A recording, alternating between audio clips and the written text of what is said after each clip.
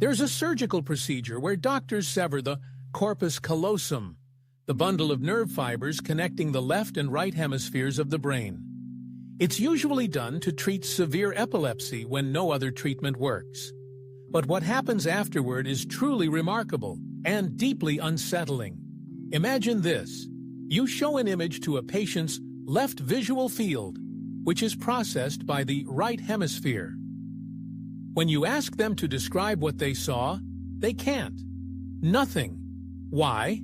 Because language is typically housed in the left hemisphere, and now the two hemispheres can no longer communicate. But here's the twist. If you ask the patient to draw what they saw using their left hand, controlled by the right hemisphere, they often can.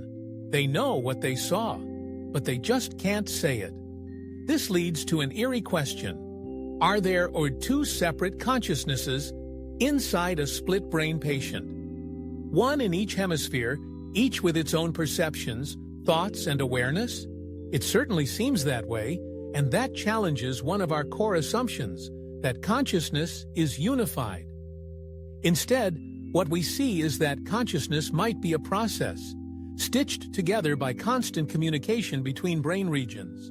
When that stitching is disrupted, the illusion of a unified self breaks apart, revealing a mind that is modular, fragmented, and dynamic. This idea is supported by other neurological phenomena. Take post-locked-in syndrome, where a person is fully conscious but completely paralyzed, unable to speak, move, or respond in any visible way.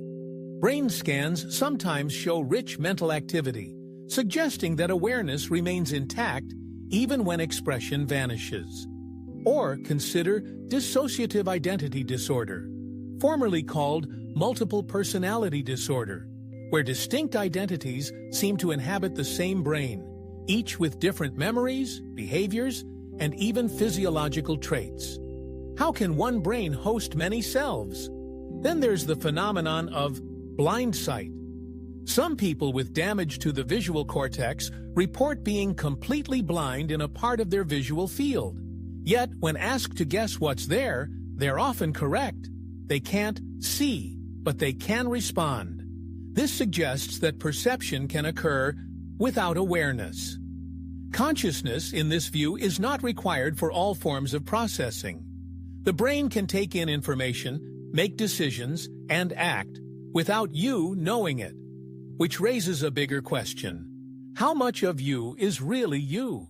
Studies show that decisions often arise because we're consciously aware of making them. Neural activity can be detected seconds before a person reports choosing something. Your brain may decide, and then you become aware. In other words, your conscious mind might not be the captain, but the narrator.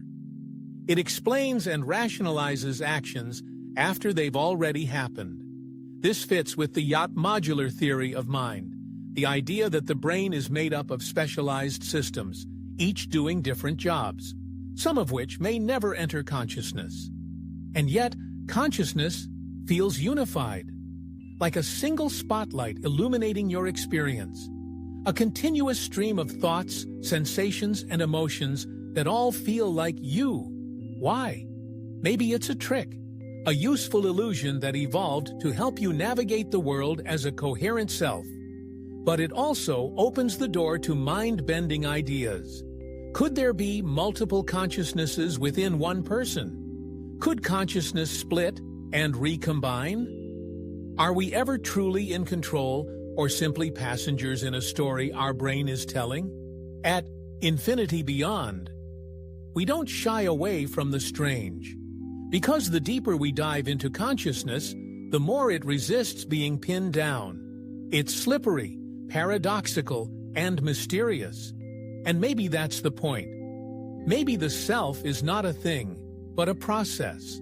Not an object, but an unfolding pattern of activity, shaped by biology, experience, and reflection. As we explore further, we'll look into cutting-edge theories that try to map this pattern, using mathematics, physics, and even quantum mechanics. Stay with us as we journey deeper into the paradoxes of the mind.